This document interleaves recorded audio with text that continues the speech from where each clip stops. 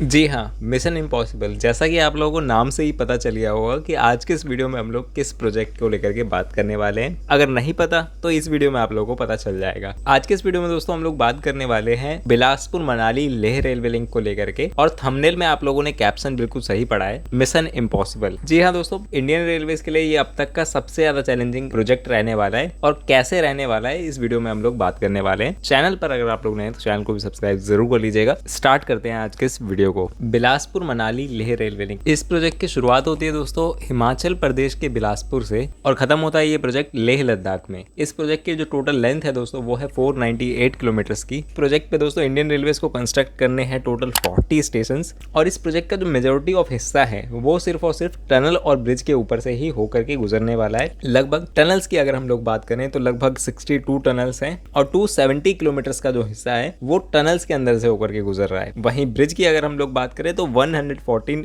Major bridges और 90 minor bridges हैं। लगभग 2557 हेक्टेयर लैंड एक्वायर करा जाएगा, और टोटल प्रोजेक्ट की जो कॉस्ट है वो इनिशियली 1 लाख करोड़ रुपए से भी ज्यादा की है। और इस प्रोजेक्ट के इंपॉर्टेंस को लेकर के अगर हम लोग बात करें तो टूरिज्म पॉइंट ऑफ व्यू की बात करें तो टूरिज्म पॉइंट ऑफ व्यू से और डिफेंस पॉइंट ऑफ व्यू से ये प्रोजेक्ट बहुत ही ज्यादा इंपॉर्टेंट है। और विंटर्स में जो लेह लद्दाख में रोड्स की कनेक्टिविटी ब्लॉक हो जाती है बर्फ गिरने की वजह से, और कंप्लीटली जो कनेक्शन कट हो जाता है लेह लद्दाख के साथ में, उस प्रॉब्लम को ये प्रोजेक्ट सॉल्व कर देगा। इस प्रोजेक्ट का दोस्तों फाउंडेशन स्टोन साल 2017 में ही रख दिया गया था, और इसके फेज 0 भानुपल्ली से लेकर के बिलासपुर के बीच में साल 2022 में काम स्टार्ट कर दिया गया था, जो कि इसका फेज 0 था। इसके टोटल 5 फेजेस हैं। साल 2017 के बाद इसे टोटल 5 फेजेस में डिवाइड कर दिया गया था। अभी रिसेंटली T14 टनल का जो है ब्रेक थ्रू हुआ था 11 सितंबर के दिन, और ये भानुपल्ली से लेकर के बेरी के बीच का सेक्शन है, जो कि टोटल 63 किलोमीटर का है। और सिर्फ फेज 0 के ऊपर ही हमें कंस्ट्रक्शन अभी देखने को मिल रही है, जो कि 63 किलोमीटर का सेक्शन है। लेकिन इस वीडियो के अंदर हम लोग बात कर रहे हैं कि ये प्रोजेक्ट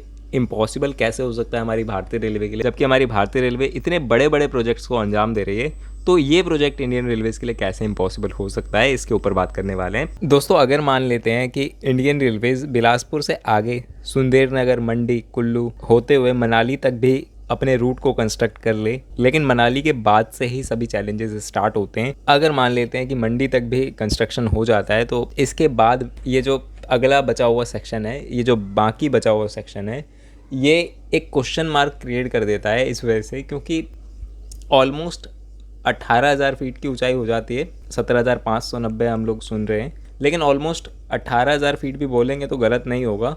और इतनी ज़्यादा हाइट के ऊपर दोस्तों ऐसे माउंटेन्स के अंदर से कंस्ट्रक्ट करना है टनल्स को, जो कि बिल्कुल ही अनस्टेबल हैं। मतलब किस हिस्से से होकर के गुजरेगी इंडियन रेलवेज। लैंडस्लाइड का तो यहाँ पर रिस्क है ही, साथ ही साथ अगर अर्थक्वेक आते हैं ऐसे जोन में तो कितना ज़्यादा नुकसान हो सकता है। आप लोग खुद अंदाज़ा लगा सकते हैं इस बात का कि मैं क्या कहने की कोशिश कर रहा हूँ। इसी वजह से इस टॉपिक को डिस्कस करना मैंने इंपॉर्टेंट समझा है कि क्या एक्चुअल में इंडियन रेलवेज इस प्रोजेक्ट को इम्प्लीमेंट कर पाएगी, एग्जीक्यूट कर पाएगी या फिर नहीं। और दूसरी बात ये कि ऐसे चैलेंजिंग हिस्से में रेलवे लाइन को कंस्ट्रक्ट करने वाले जो भी वर्कर्स हैं, जो भी एम्प्लॉइज हैं, जो भी इंजीनियर्स हैं, उनकी जान के ऊपर भी एक बहुत ही बड़ा रिस्क रहेगा, क्योंकि यहाँ पर कैजुअलिटी के भी चांसेस होते हैं कई सारे रेलवे प्रोजेक्ट्स में, और कुछ ऐसे प्रोजेक्ट में तो कुछ ज़्यादा ही होते हैं। तो इस बात का भी रेलवेज को खास ख्याल रखना पड़ेगा। हालांकि अभी तक इसके फेज 0 के अलावा कोई भी अपडेट नहीं आई है। हो सकता है रेलवेज अपने प्लान में कुछ और इंक्लूड करे, या फिर किसी नई टेक्निक या फिर किसी नए मेथड को इम्प्लीमेंट करा जाए, तब जाकर के ये पॉसिबल हो पाएगा। लेकिन अभी तक हम लोग कुछ भी नहीं कह सकते हैं इस प्रोजेक्ट को लेकर के कि किस तरीके से इसे कंस्ट्रक्ट करा जाएगा। यही एक छोटी सी बात आप लोगों से डिस्कस करनी थी, जिस वजह से इस वीडियो को बनाना मैंने इंपॉर्टेंट समझा। आप लोग भी अपनी राय जरूर बताइएगा कमेंट सेक्शन के अंदर कि रेलवेज किस तरीके से एग्जीक्यूशन करेगी इस प्रोजेक्ट का। आज के इस वीडियो में इतना ही, मिलते हैं आप लोगों से किसी नेक्स्ट वीडियो में।